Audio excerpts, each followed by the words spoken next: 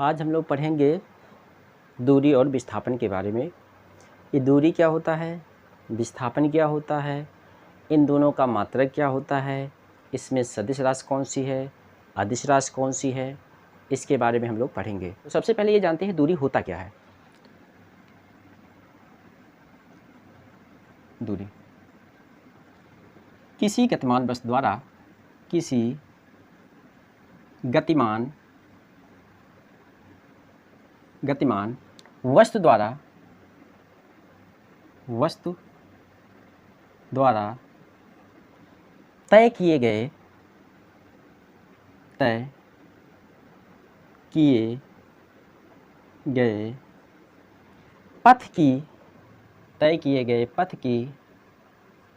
पथ की कुल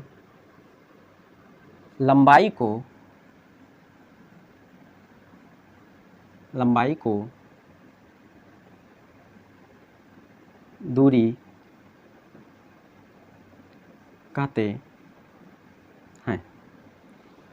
इसका जो मात्रक होता है वो मीटर होता है। इसका मात्रक मीटर होता है। यह एक अदिश राशि है। यह एक अदिश राशि है।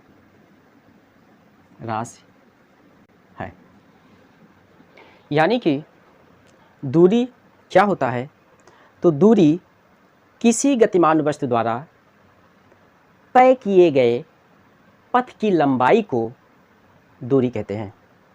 माना कोई वस्तु बिंदु ए से चलना शुरू करता है। माना कोई बिंदु ए है, यहाँ से कोई वस्तु चलना शुरू करता है, वो जाता है बिंदु बी तक। यहाँ पे बिंदु बी है, तो यहाँ से चलते हुए आता है बी तक पहुँचता है।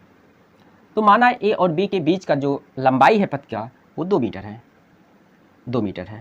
पुनः वस्तु बी से सी की तरफ जाता है, और जब सी पे पहुँचता है तो बी और सी के बीच जो पथ की लंबाई थी वो 3 मीटर था। तो अगर हम आपसे कहें कि आप ये बताइए कि ए और सी के बीच की जो पथ की लंबाई है वो कितनी होगी, तो ए और बी और प्लस सी, यानी कि ए और सी के बीच की दूरी होगी। तो पथ की कुल लंबाई, तो वस्तु द्वारा तय किए गए पथ की लंबाई, तय किए गए कुल पथ की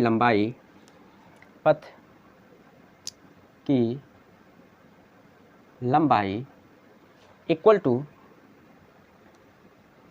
ए बी प्लस बी सी बराबर ए बी 2 मीटर है, 2 metre plus B C 3 metre है बराबर 5 मीटर। यानी कि वस्तु द्वारा ए से सी तक पहुंचने में जो कुल पथ की लंबाई तय किया गया है वो है 5 मीटर। यानी कि जो पथ की कुल लंबाई 5 मीटर है वही उसकी दूरी कहलाएगी।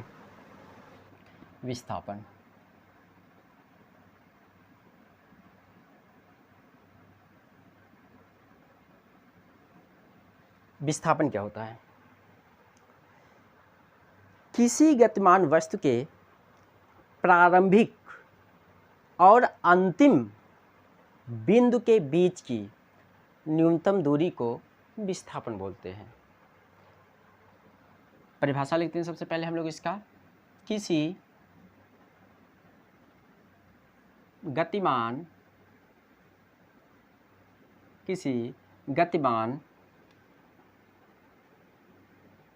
वस्तु के प्रारंभिक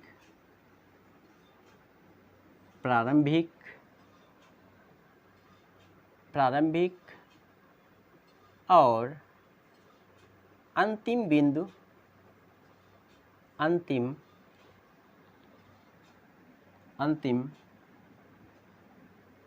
बिंदु के बीच की न्यूनतम दूरी को विस्थापन कहते हैं। विस्थापन कहते हैं।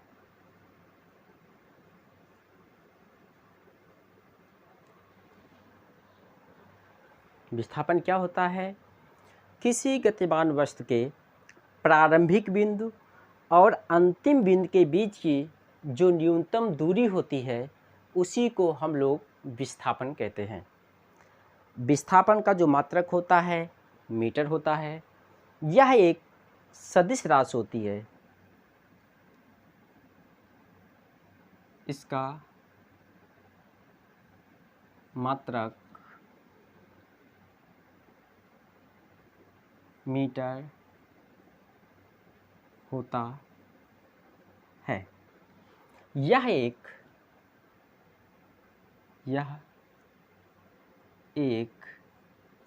सदिश राशि है। यह एक सदिश राशि है।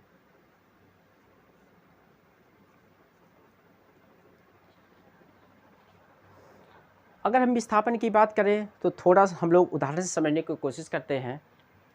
माना ए से चलना शुरू करता है, ए बिंदु से चलना शुरू करता है, वो जाता है बी बिंदु तक, पुनः वह एक बिंदु सी है वहाँ तक जाता है,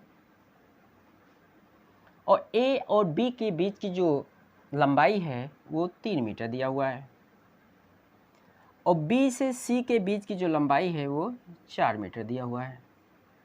तो अगर हम बात करें यहाँ पे विस्थापन कितना होगा, तो हमें ये पता है कि विस्थापन जो होता है वो प्रारंभिक बिंदु और अंतिम बिंदु के बीच की न्यूनतम दूरी होती है। यानी कि वस्तु का प्रारंभिक बिंदु ये है और अंतिम बिंदु ये है। अगर हम देखें, अगर यहाँ से चलें ऐसे ए से बी होते हुए बी से सी तक जाते हैं तो इस केस में न्यूनतम दूरी नहीं होगी, क्योंकि विस्थापन न्यूनतम दूरी होती है। तो ए से सी तक हमारे लिए एक ही रास्ता है, हम इस सीधा ऐसे जाएं।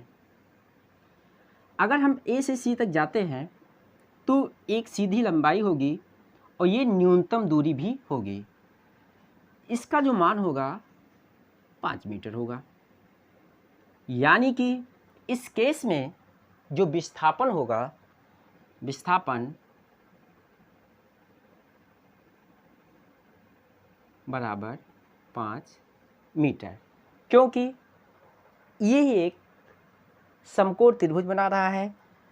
इसके पथ की लंबाई 3 मीटर है, इस पथ की लंबाई 4 मीटर है। तो इस केस में ये कर्ण का काम करेगा और इसका जो लंबाई होगा वो 5 मीटर होगा।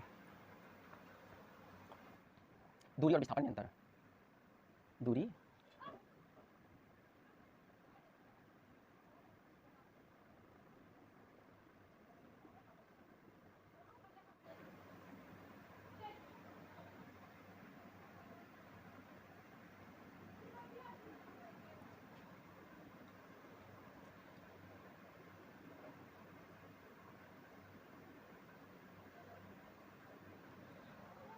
दूरी, पहला पॉइंट क्या है?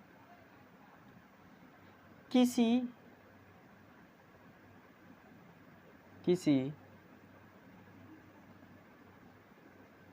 गतिमान वस्तु द्वारा तय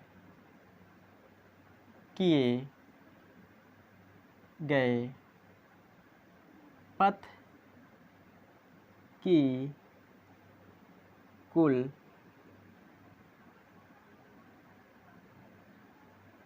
लंबाई को दूरी कहते हैं। विस्थापन क्या होता है? किसी गतिमान वस्तु के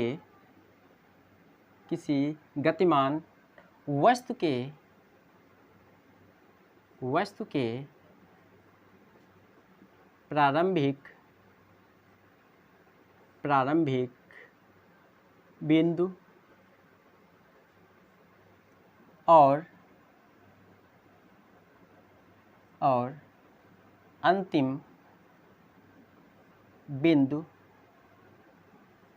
के बीच की न्यूनतम दूरी और अंतिम बिंदु के बीच की न्यूनतम दूरी को विस्थापन कहते हैं। विस्थापन कहते हैं। दूसरा पॉइंट जो है, इसका मात्रक,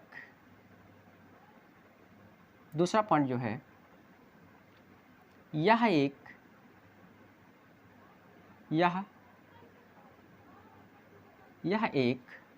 अदिश राशि है।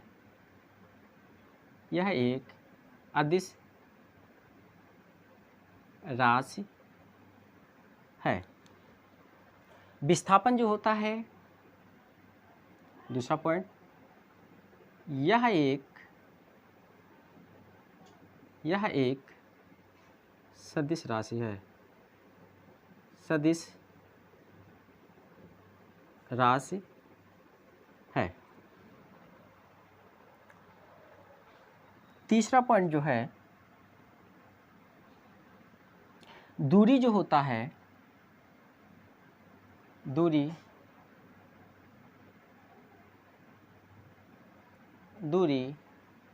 कभी भी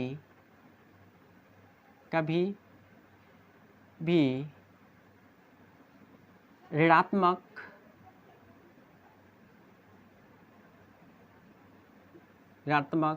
नहीं हो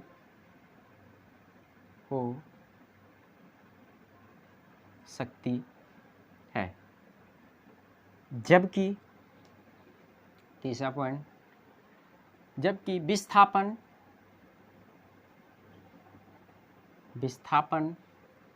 ऋणात्मक भी हो सकता है।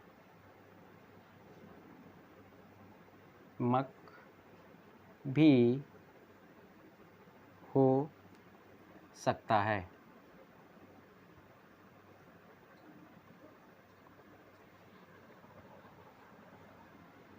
दूरी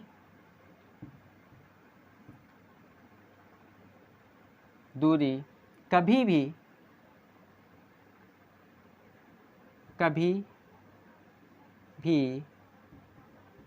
शून्य नहीं हो सकती।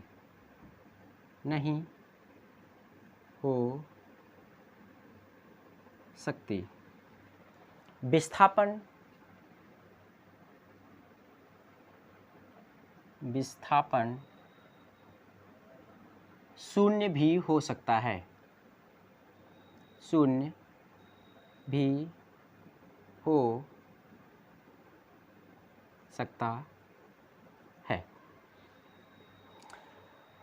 विस्थापन शून्य भी हो सकता है, दूरी कभी भी शून्य नहीं हो सकती। क्यों ऐसा होता है? माना कि हम किसी वृत्ताकार पथ पे चल रहे हैं, यहाँ से चलना शुरू किए थे, ऐसे ऐसे चले और यहाँ पे पुनः पहुँच गए। तो इस केस में जो दूरी चला गया, वो चला गया 2πr, यानी कि जो दूरी होगा वृत्त के परिधि के बराबर होगा। लेकिन अगर हम विस्थापन की बात करें तो यहाँ से चलना शुरू किए थे और यहाँ से चलना से शुरू किए तो ये प्रारंभिक बिंदु था और ये चलते चलते घूमते घूमते कहाँ पे पहुँच गए? पुनः उसी बिंदु पे पहुँच गए। इसका मतलब ये हुआ कि इसका जो प्रारंभिक बिंदु है और अंतिम बिंदु है एक ही जगह हो गया, यानी कि उनके बीच की जो दूरी हो गया, न्यूनतम दूरी जो हो गया, वो शून्य हो गया।